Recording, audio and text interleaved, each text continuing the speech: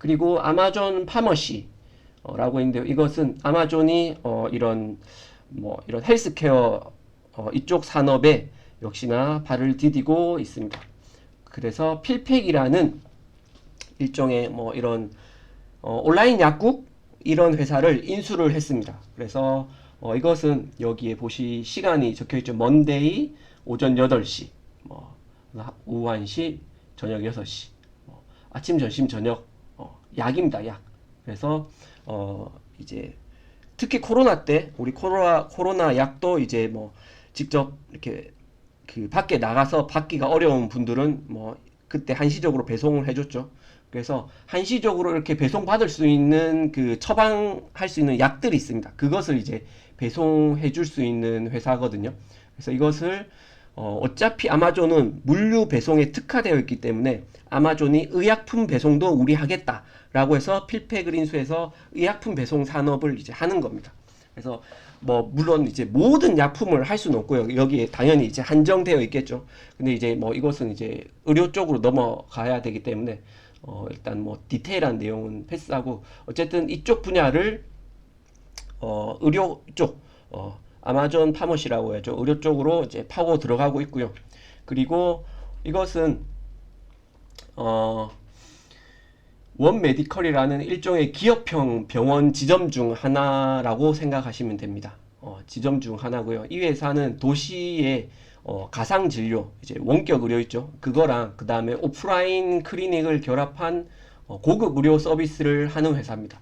그래서 이 회사는 얼마 전에 올해 3월인가 2월인가 올 초에 이제 인수를 했어요. 이 회사는 굉장히 큰 돈 주고 이것도 인수를 했고 아마존이 기존 기업 고객 대상으로 이제 B2B 서비스로 아마존 케어라는 서비스 사업을 하고 있었는데 이거를 이제 이번에 종료하기로 결정을 했어요.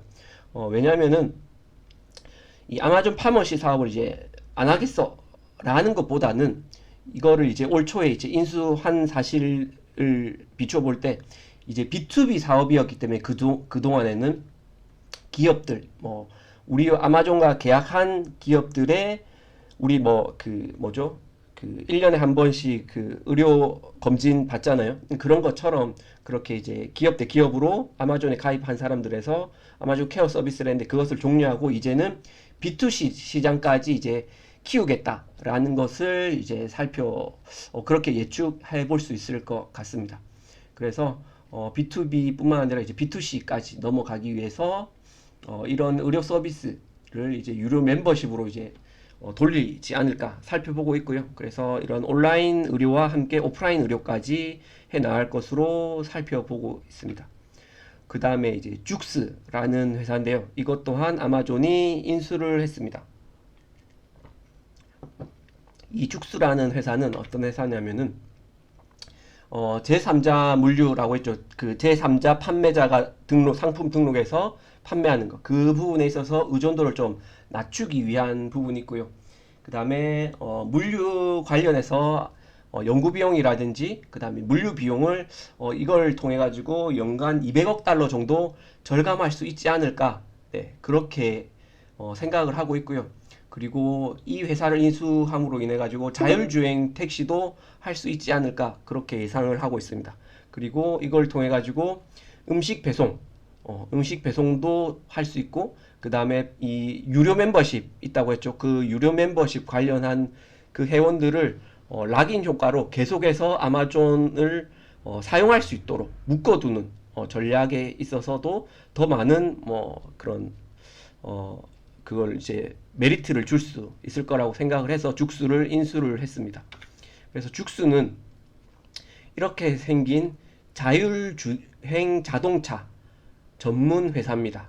그래서 이렇게 생겨서 운전석이 따로 없습니다. 그래서 이렇게 의자가 있고 서로 마주 보면서 4명이 앉을 수 있는 자율주행 자동차고요. 그러다 보니까 앞과 뒤가 구분이 없습니다. 그래서 이게 앞이 될 수도 있고 이게 앞이 될 수도 있습니다. 그래서 양쪽 다 바퀴가 좌우 회전이 가능하고요. 그래서 여기에 좌석을 빼면은 물품을 실을 수 있겠죠. 그러면은 배송이 가능하단 말이에요. 그래서 음식 배송도 가능할 테고 그 다음에 음식 배송뿐만 아니라 그런 이제 택배를 배달하는 이런 그 택배원 분들을 이제 좀 서포트 해줄 수 있는 자율주행 자동차가 될 수가 있는 거겠죠. 그래서 이 죽수란 기업이 이런 기업이고요. 이거는 이 죽수란 회사가 어느 정도의 자율주행 성능을 가지고 있는지에 대한 것들이에요. 그래서 이거는 2020년, 왼쪽은 2020년이고요. 오른쪽은 올해 1분기 마감한 건데 2023년 1분기 탑 10이에요. 그래서 보시면은 첫 번째 이제 웨이모 들어가 있고요. 뭐 포드, 뭐 크루즈, 바이두, 뭐 인텔, 뭐 이거는 이제 현대랑 이제 합친 거죠. 액티브 현대, 뭐 폭스바겐 뭐 이렇게 있고요. 그래서 죽수가 아홉 번째 이 자율주행 자동차 이 공급할 수 있는 그런 굉장히 높은 수준의 그 인공지능을 가지고 있다. 그리고 2023년에도 아홉 번째로 가지고 있다. 이 기능을. 네, 이것을 알 수 있습니다. 그리고 엔비디아도 역시 이 정도 있고요. 이거는 이 자율주행 쪽에 얼만큼 이제 리더에 속하는지 뭐 이런 것들은 건데 이것도 똑같이 뭐 웨이모 있고요. 뭐 이제 포드 있고 뭐 크루즈 있고 여기에 죽수가 있는 것을 알 수가 있습니다. 이거는 이제 최신 자료인데 여기에도 뭐 웨이모랑 모비라이, 뭐 바이두 이렇게 쭉 해서 죽수가 이 정도 위치에 있는 회사다라는 것을 알 수가 있고요. 그만큼 굉장히 뛰어난 자율주행 성능을 가지고 있는 회사를 아마존이 인수했고 이걸 활용해서 각종 여러 산업에서 활용해서 굉장히 효율적으로 사업을 운영하겠다라는 것이 아마존의 포부라고 할 수 있습니다.